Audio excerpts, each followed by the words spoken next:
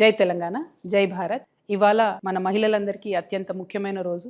మహిళా reservation bill మీద పార్లమెంట్లో చర్చ జరుగుతుంది. అదేవిధంగా పార్లమెంటు నియోజకవర్గాల పెంపు విషయంలో కూడా ఈరోజు చర్చ జరగబోతా ఉంది. ఇక్కడ ఏదైతే యూనియన్ గవర్నమెంట్ ఉందో వాళ్ళది చాలా దారుణమైన కుట్ర ఉన్నది.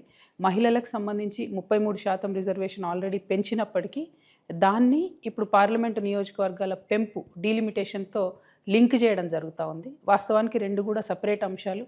వాటిని రెండింటిని కలిపి మహిళల భుజం మీద తుపాకీ పెట్టి ఈ డీలిమిటేషన్ అనేటటువంటి అంశాన్ని కాల్చాలనే ప్రయత్నం కేంద్ర ప్రభుత్వం చేస్తుంది.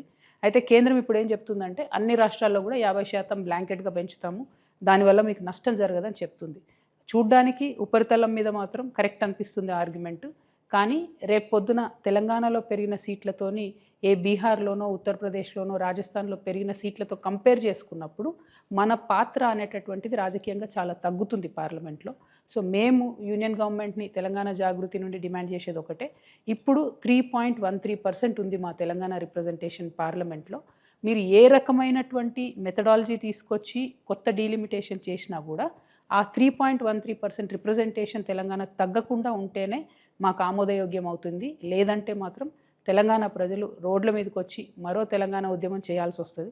ఎందుకంటే ఇప్పటికే కేంద్రం నుంచి మాకు రావాల్సిన ఏ నిధులు కూడా రావడం లేదు, ఏ ప్రత్యేక ప్రాజెక్టులు రావడం లేదు, ఏ నీటి ప్రాజెక్టులకు ప్రత్యేక హోదా రావడం లేదు. కాబట్టి పార్లమెంట్లో మన పాత్ర ఉండడం చాలా ముఖ్యం. 3.13% కన్నా మన సీట్లు తగ్గితే ఈ మాత్రం కూడా మనకు రోల్ ఉండదు.